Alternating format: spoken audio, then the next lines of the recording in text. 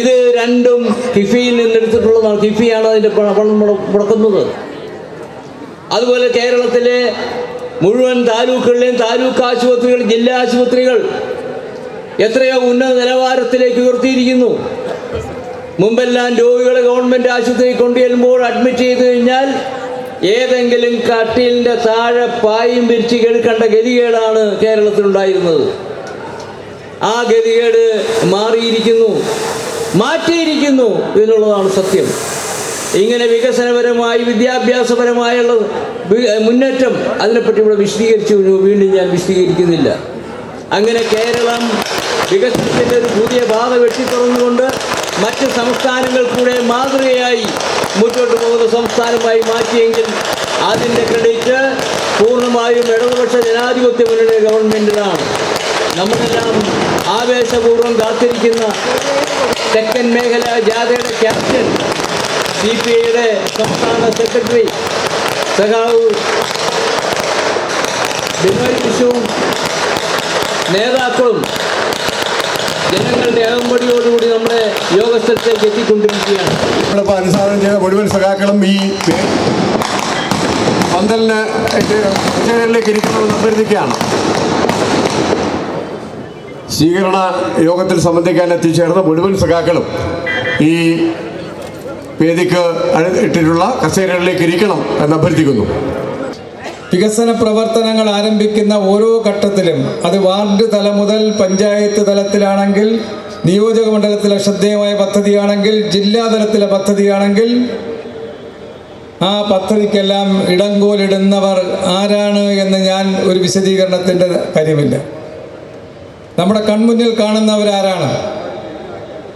വികസന പദ്ധതിക്ക് തടസ്സം നിൽക്കുന്നവർ കോൺഗ്രസ് ആണ് എന്ന് വളരെ വേദനയോടുകൂടി നമുക്ക് പറയേണ്ട അവസ്ഥയാണ്. അങ്ങനെ കേരളത്തിലെ സ്വപ്ന പദ്ധതികൾ യാഥാർത്ഥ്യമാക്കാൻ, നമ്മുടെ ആരോഗ്യ മേഖലയെ സംരക്ഷിക്കാൻ, നമ്മുടെ വിദ്യാഭ്യാസ രംഗത്തെ കൊഴിഞ്ഞു പോക്കൽ അവസാനിപ്പിക്കാൻ, ഗവൺമെൻറ്റിൻ്റെ വിവിധങ്ങളായ സ്ഥാപനങ്ങളുടെ സ്ഥിതിഗതികൾ മെച്ചപ്പെടുത്താൻ, ഇങ്ങനെ കേരളത്തിൻ്റെ സമസ്ത മേഖലയിലും വികസനത്തിൻ്റെ സ്വാദെത്തിക്കാൻ കഴിഞ്ഞ ഒരു കാലഘട്ടമാണ് രണ്ട് തവണയായി ഈ കേരളം ഭരിച്ച ഇടതുപക്ഷ ഗവൺമെൻറ് നേട്ടം. ഇപ്പോൾ ഒരു പ്രചരണം അഴിച്ചുവിടുന്നുണ്ട്. തുടർ ഭരണമുണ്ടായാൽ ഇടതുപക്ഷം തകർന്നു പോകും. കോൺഗ്രസിൻ്റെ ബോധപൂർവമായ വാക്കുകളാണ്. ഈ തുടർ ഭരണമല്ലേ ഈ തിരുവനന്തപുരം മുതൽ കാസർഗോഡ് വരെയുള്ള 6 വരി പാത, ദേശീയപാത യാഥാർത്ഥ്യമാക്കിയത്? ഈ തുടർ ഭരണമല്ലേ വിഴിഞ്ഞം പദ്ധതി യാഥാർത്ഥ്യമാക്കിയത്? ഈ തുടർ ഭരണമല്ലേ വയനാടിലെ തുരങ്കപാതയിലേക്ക് നമ്മൾ മുന്നോട്ട് പോകുന്നത്? ഈ തുടർ പാതയിലെ ഇവിടെ നേരത്തെ വിശദീകരിച്ച ഓരോ പദ്ധതികൾക്കും വളരെ നല്ല ദീർഘവീക്ഷണത്തോടുകൂടി പദ്ധതി തയ്യാറാക്കാനും പൂർത്തീകരിക്കാനും കഴിഞ്ഞത് തുടർച്ചയായി കേരളത്തിൻ്റെ ഭരണം ഇടതുപരങ്ങളിലായതുകൊണ്ട് മാത്രമാണ് എന്ന് നമുക്ക് പറയാൻ കഴിയും. വികസന മുന്നേറ്റ ജാഥയുടെ ഭാഗമായി ഇതിനോടകം ജാഥാംഗങ്ങളായ LDF നേതാക്കൾ ഈ ജാഥ കേരളത്തിലെ ലക്ഷക്കണക്കിന് ജനങ്ങളുമായി സംവദിക്കുന്ന സാമൂഹ്യ രാഷ്ട്രീയ വിഷയങ്ങളെ സംബന്ധിച്ച് ഇവിടെ വിശദീകരിച്ചിട്ടുണ്ട്. തുടർന്ന് നിങ്ങളിവിടെ നൽകിയ സ്നേഹോജ്വലമായ സ്വീകരണത്തിന് നന്ദി പറഞ്ഞുകൊണ്ട് ജാഥ ക്യാപ്റ്റൻ പ്രിയപ്പെട്ട സഖാവ് ബിനോയ് വിശ്വം സംസാരിക്കുകയും ചെയ്യും. അടുത്ത സ്വീകരണ കേന്ദ്രമായ അരുവിക്കരയിലാണ് ഇന്നത്തെ ജാഥാ പര്യടന പരിപാടികൾ സമാപിക്കുക. ഞാൻ ദീർഘമായ പ്രസംഗത്തിലേക്കൊന്നും കടന്നു പോകുന്നില്ല. ഈ ജാഥ പിന്നിട്ട ഓരോ സ്വീകരണ കേന്ദ്രങ്ങളും, ഈ ജാഥ മാത്രമല്ല കേരളത്തിൽ ഇപ്പോൾ പര്യടനം നടത്തിക്കൊണ്ടിരിക്കുന്ന മറ്റു 2 വികസന മുന്നേറ്റ ജാഥകളും ഓരോ സ്വീകരണ കേന്ദ്രങ്ങളിലും അണമുറിയാത്ത ജനപ്രവാഹത്തിനാണ് സാക്ഷ്യം വഹിക്കുന്നത്. കേരളം ഈ കഴിഞ്ഞ ഒരു ദശാബ്ദം കൈവരിച്ച നേട്ടങ്ങൾ, സ്വായത്തമാക്കിയ പുരോഗതി, കേരളത്തിൻ്റെ വളർച്ച, നവകേരളം എന്ന ലക്ഷ്യത്തിലേക്കുള്ള ഈ യാത്ര, ഇത് പാതി വഴിയിൽ നിന്നു പോകരുതെന്നും കേരളത്തിൻ്റെ നേട്ടങ്ങൾ കൂടുതൽ ദൃഢീകരിക്കണം, കൂടുതൽ ശക്തിപ്പെടണം, നമ്മുടെ നാട് ഇനിയും ഇനിയും അഭിവൃദ്ധി നേടണം എന്നുമാണ് എല്ലാവരും ആഗ്രഹിക്കുന്നത്. നാട്ടിൻപുറങ്ങളിൽ കക്ഷി രാഷ്ട്രീയത്തിന് അതീതമായി എല്ലാ ജനങ്ങളും, എല്ലാ വിഭാഗം ജനങ്ങളും കേരളത്തിൽ വന്ന നല്ല മാറ്റങ്ങളെ അംഗീകരിക്കുന്നു, സ്വീകരിക്കുന്നു, സ്വാഗതം ചെയ്യുന്നു. ഇതിനെ എതിർക്കുന്നത് പ്രതിപക്ഷവും BJPയും മാത്രമാണ്.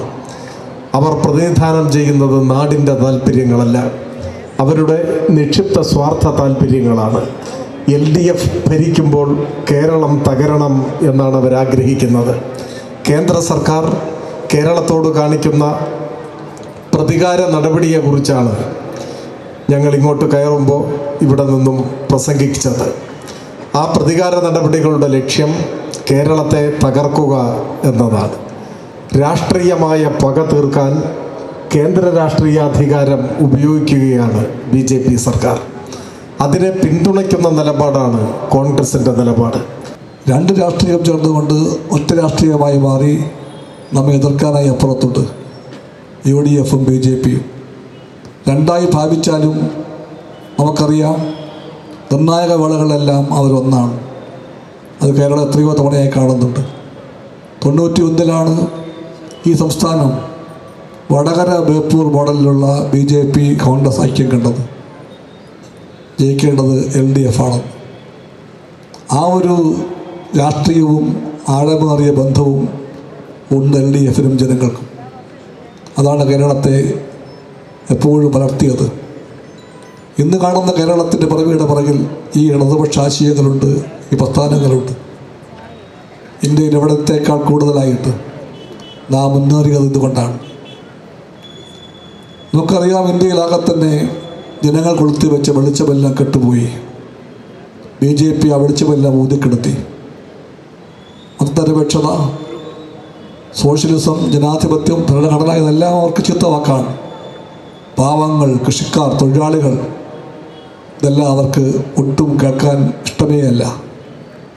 അങ്ങനെയാണ് വെളിച്ചം കെട്ടുപോയത്. ഇരുട്ടിലാണ് അവർ ജീവിക്കുന്നത്. ഘോരമായ അന്ധകാരം പടരുമ്പോൾ ഇന്ത്യയിലെമ്പാടും ജനങ്ങൾ ആരായുന്നുണ്ട്, എവിടെയാണ് വെളിച്ചമെന്ന്. അവരുടെ എല്ലാം കണ്ണുകൾ നമ്മെ തേടി വരുന്നുണ്ട്. ഈ തെക്കേ കോണിലേക്ക്, ഈ കേരളത്തിലേക്ക് എവിടെയാണ് വെളിച്ചം? നാം കൊളുത്തി വെച്ച ഈ വെളിച്ചം അത് കെടുത്താൻ വേണ്ടിയാണ് അവരുടെ വരവ്. എല്ലാ അടവും പയറ്റിക്കൊണ്ട് BJPയും കോൺഗ്രസും ജനങ്ങൾ കൊളുത്തി വെച്ച ഈ വെളിച്ചം കെടുത്താൻ വന്നാൽ നാം സമ്മതിക്കുമോ? ഇല്ല.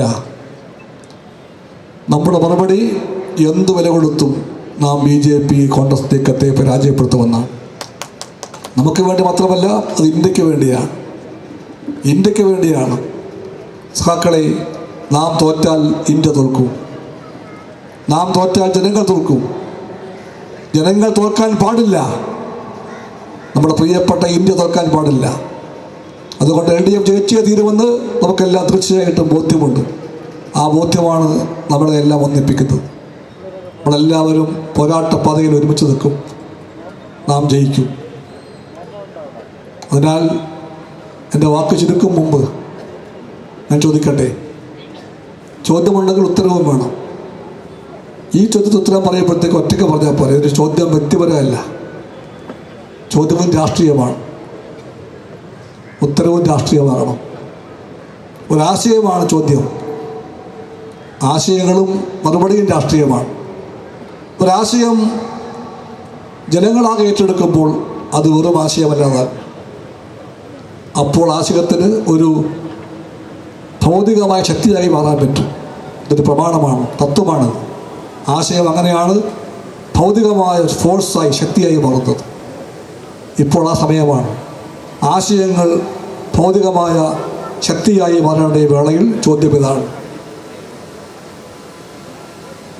LDFന്റെ മൂന്നാം ഊഴമുണ്ടാകില്ലേ?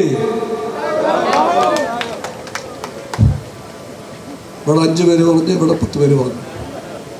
നല്ല LDF. ചോദ്യം വീണ്ടും ആവർത്തിക്കുന്നു.